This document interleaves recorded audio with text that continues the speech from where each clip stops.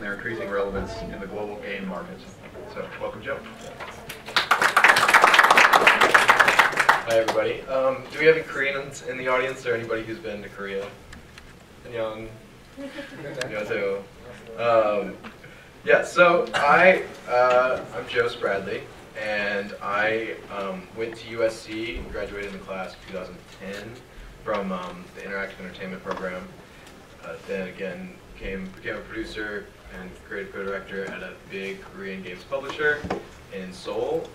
That was my first job out of school. I kind of got the job because I was the one crazy enough to go do it.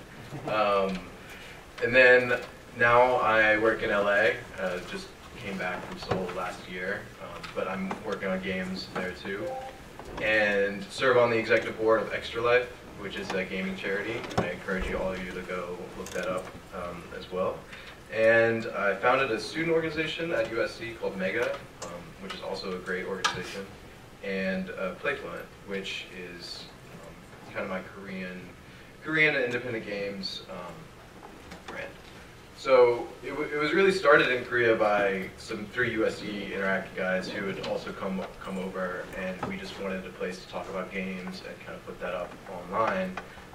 Now we do production and design for kind of all interactive media, and we really care about community and culture. You can follow us at Twitter on Fluent, and so really community, what I want to talk about is community and culture in Korea and in the interactive, indie scene in Korean games.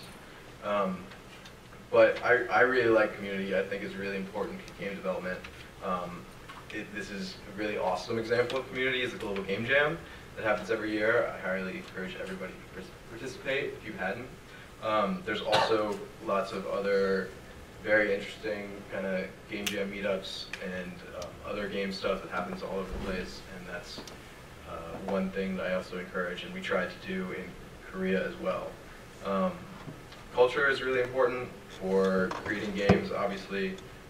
Korean culture is specifically a different kind of culture, obviously. It's not so Western. They do really love mobile games, and their culture is a hierarchical culture as well. But they in that sense, they create a lot of different types of games. This is actually GameNet Store, which is made in Japan, but Korean game companies, AAA companies, are kind of set up in this company situation. You know, they require a certain number of producers, leaders who have the vision of the game, and then a lot of different just artists, designers who are all kind of siloed in their own divisions. So this is a picture of Seoul as well, which is also obviously very different than LA or the West in that sense. And another great thing another thing that is very prevalent in Korean is K-pop. Which, do we have any fans of K-pop? Do you guys know? Anyways. You know. Continue, yeah.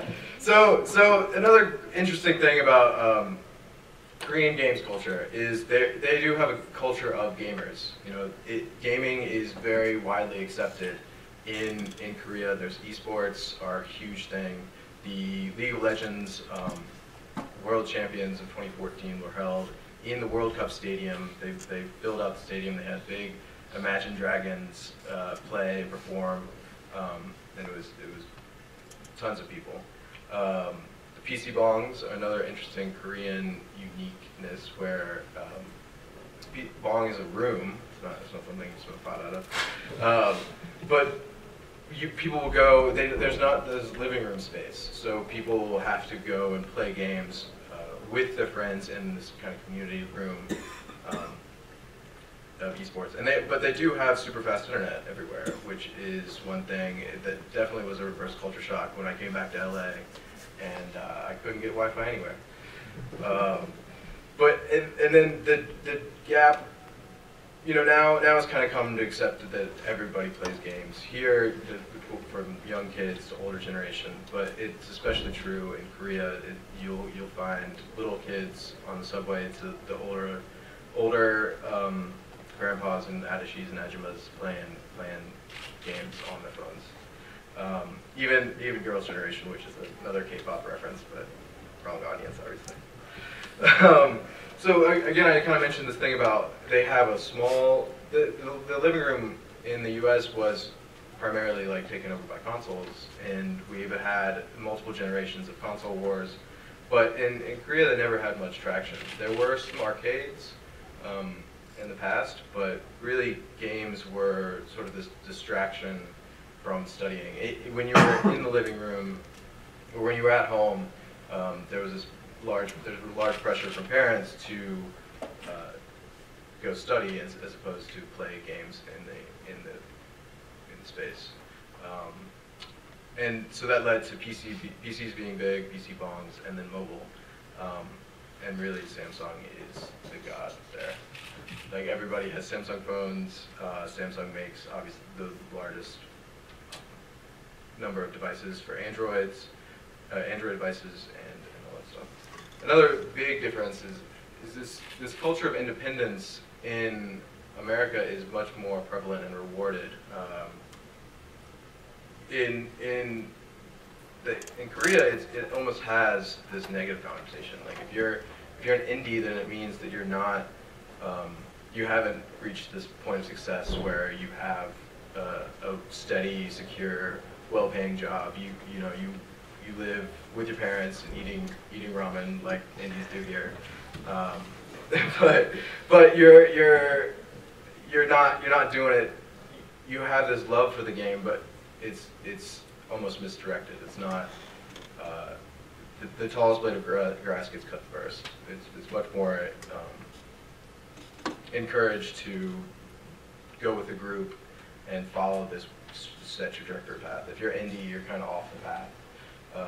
But that is changing. And then failure is kind of unaccepted. If you fail, then you don't really get a second chance. There's not this learning culture of failure, learning from failure, as you would here.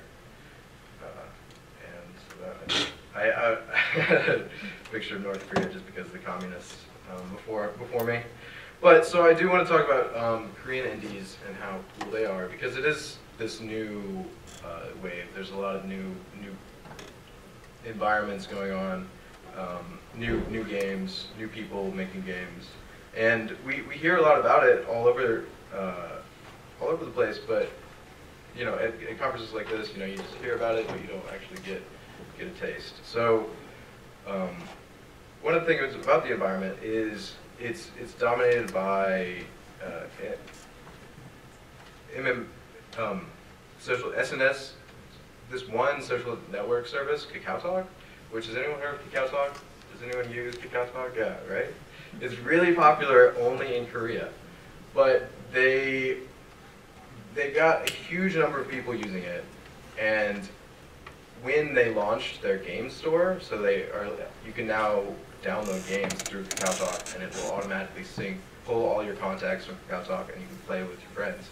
When that happened, the game market in Korea almost tripled in size over the past 3 months, and it went from the 5th largest market in the world to the 3rd largest in mobile. And so you could obviously see some crazy slides there.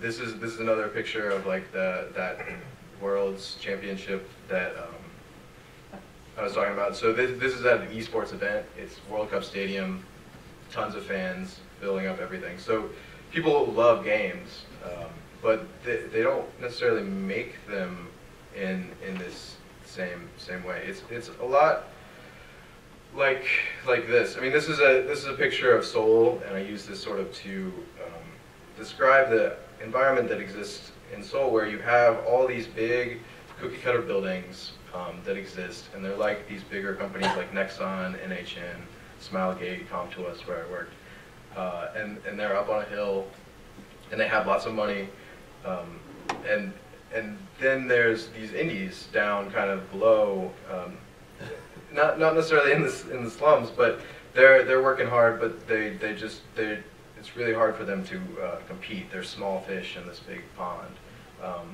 You need tons of money to market and get your game out, and they don't necessarily have these same channels that we do in the West, of like Steam, and they do have them, but they're not as fluent and able to access them and distribute them. The actual market and consumer base is much more captive to big advertising, Kakao Talk placement, and things like that.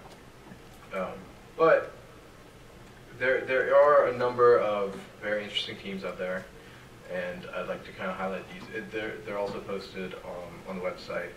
But so UE Studio kind of decided to go a different route. They're not making games; they're actually making applications, and they've developed this suite of applications that kind of like Kakao Talk. Instead of having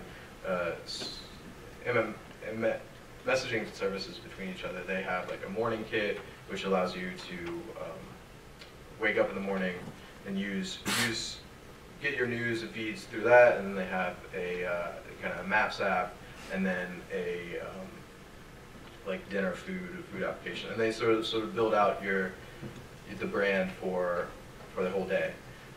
Dino Cooler is another just fun game that they're doing it via partnerships with the Kakao Talk MMS service. They have a very fun game. No Play No Fun is actually a spin-off of one of these larger SKT, which is South Korean Telecom. They're a wholly funded entity from SKT that is making games and publishing games and bringing games from America over to Korea. Destiny is another fun game. Turtle Cream is a studio that has made many games and brought them over to Indiecade. Actually, they've been featured a few times. Here, I wanted to go and actually click on some of these, but like I said, just look up them afterwards. There are a lot of great, interesting indie games happening now, but they really just don't have the marketing reach that other games and indies do here. So there is kind of a future, though. Like, one of the things that we really need to do is just break international boundaries, become more aware of what's going on in Korea, like go look at games, play Korean games, attend events like Indiecade, travel the world, see those other communities around the world, take part in game jams, be active and open to other games coming through, and then make your own games, and then share them with Korean markets and all that good stuff. So yeah, so that's the talk, I guess. Do we have? I kind of wanted to open it up for questions too, and kind of get a feel of what people wanted to know about Korea and how you could make games in Korea. Yeah, so it seems like a lot of Korean games are social multiplayer in some aspect, like competitive. Have you seen many games that are like arcade games that people are competing for high scores without necessarily combating each other or working as a team? There are high scores in a lot of the same way of like Candy Crush, and where they'll have this path that you'll go along, and then per level-based systems, you'll compete against your friends for high scores. Like, yeah, I would say that competition is a big motivator for game players in that sense. In the back. Yeah, I had a question regarding indies specifically. So let's say that somebody becomes successful as an independent developer in Korea. Does that change the way that this person will be viewed? Yes, there is this growing independent scene that's tightly banded together, and they do meet often and grow, but it's still a fledgling thing. And if you are able to find success and find a large market, you are successful, and that is the most important point. kind of in that Korean culture. But most often than not, they're not successful, and they don't ever find that audience, and then their parents shun them. It's not a good sign. What do you say is the upcoming or the popular trends that are real popular in Korean games? Yeah. Well, there's a lot of trends. One in the big AAA space, it's kind of this fast follow mentality where they really just see what is popular in the West and copy that. So really, what's popular right now in the West will soon be very popular in Korea.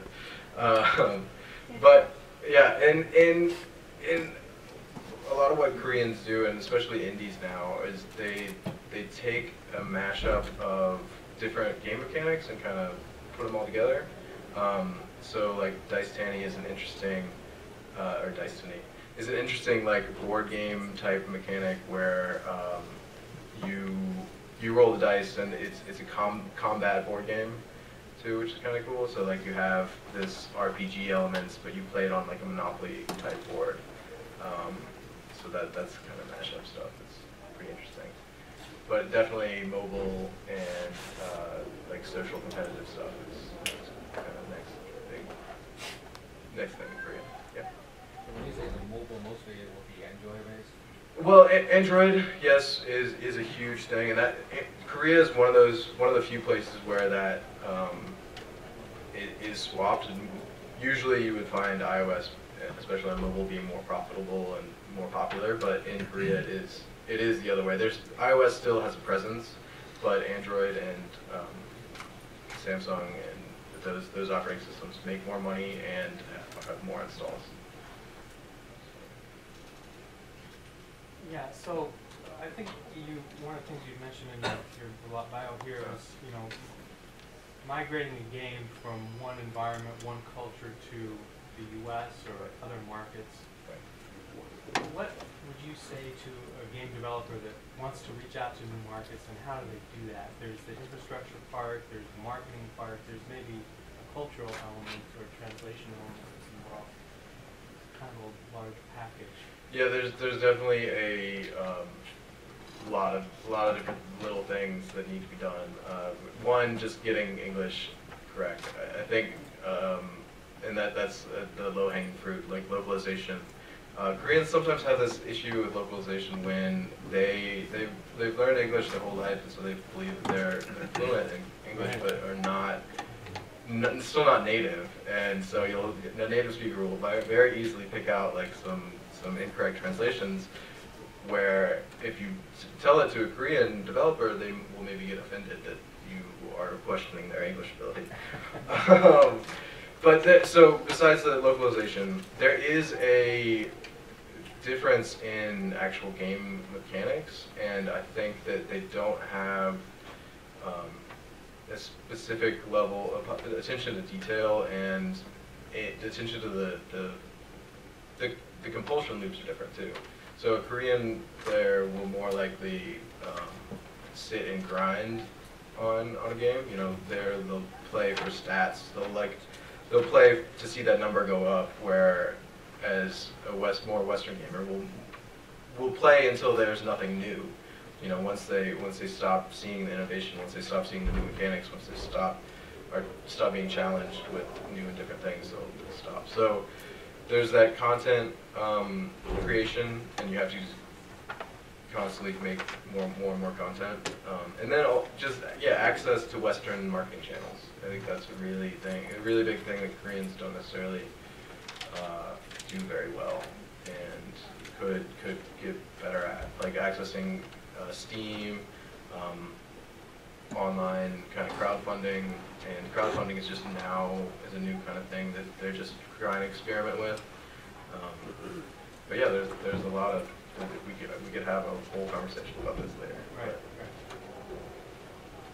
Are there any, speaking more culturally as game developers, are there any things that we might not think of as Western developers that might be offensive or not looked as kindly upon by Korean gamers? So you're talking about as making a game that maybe should be successful in Korea, things to watch out for, to not put in. That's a good question, but I don't know. Koreans are not very,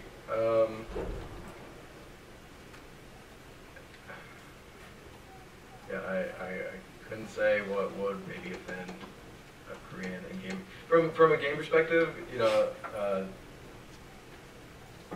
they don't hold many things like out of like untouchable. You know, there's not a lot of things that you really can't. They have a pretty big parody culture and stuff like that. So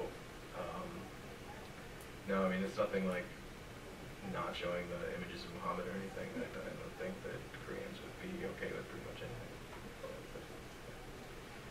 So when you say video games are really like universally present over there, is there a balance between shorter or casual experiences and the more kind of time intensive, such as League of Legends, or is it like everyone's doing the short form stuff, or everyone's doing both? Well, I would say everyone's doing both, and there's actually the gap would maybe be in that kind of mid-range, mid-time experience in like kind of the board game or the console space where you sit down and play for half an hour. But because primarily you would play those competitive esports, like in a PC bong, you would go for multiple hours with your friends, or you would play as a mobile experience, kind of sitting on the train or sitting like that. So those smaller chunks do build up over time, and like they'll constantly come back and play over and over again.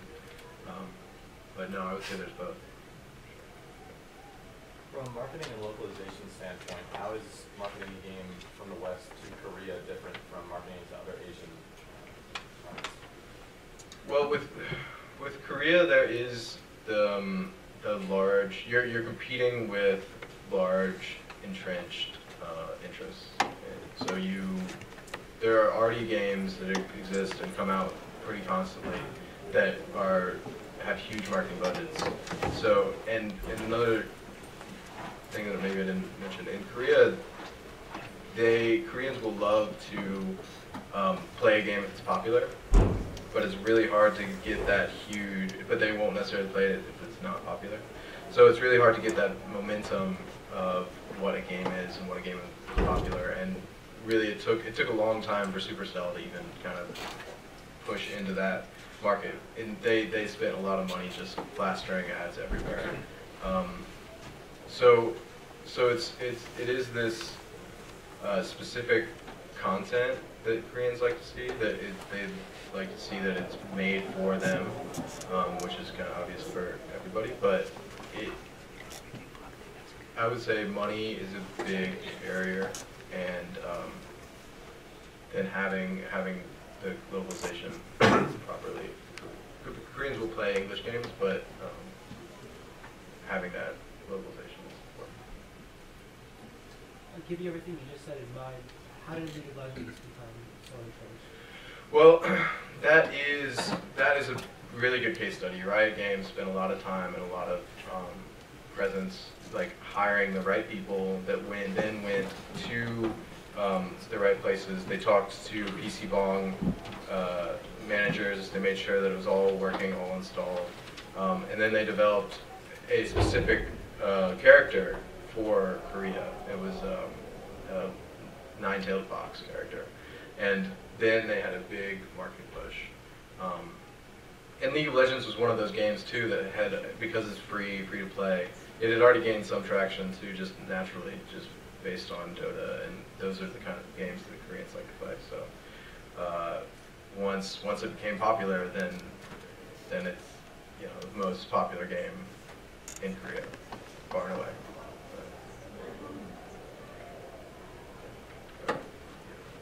Along the same lines as what I asked earlier, if it's best for a game to be, a game does well once it's popular, is it better would it help in Korea to have it be popular in other areas of Asia before trying to port to Korea? Do you think it's a harder place to reach than other Asian markets? I would say that yes, it is harder, only because there's not that infrastructure set up. I think if games wanted to come to Japan or China, there's a little bit more support right now, just because they're bigger markets and people kind of understand them more. But going to Korea would be harder, although I'm not sure if being popular elsewhere would be helpful. It'd probably get you a big boost, but really what I believe would be the most successful is getting a game made in Korea that then is popular in the rest of the world.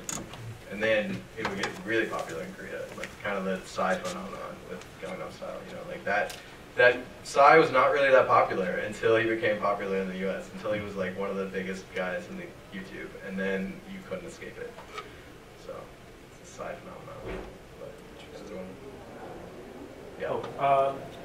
Are Korean indies, are Korean indies generally forming studios and doing it on their own, or are these more side gigs that, well, they keep their day job, or is there a pattern there? I would say that the pattern there would be Korean indies forming small groups and then getting funding from either government. Government is supplying a lot of funding right now, or bigger companies and creating kind of publishing deals. However, these publishing deals that most of them find with bigger publishers are not very beneficial to those smaller development studios. So maybe they'll find some success, but then they won't be able to keep any of the profits. And so those have to have another deal and then continue like that. So they're able to sustain themselves, but not really grow or find success. Are there grants, cultural funding, or are they the small business? Yes, it's a little of both, but cultural funding is a big one. Yeah. Oh, or one more. Okay. Well, yeah. We come find me. I'll be here to answer any other questions. But yeah, thank you for coming.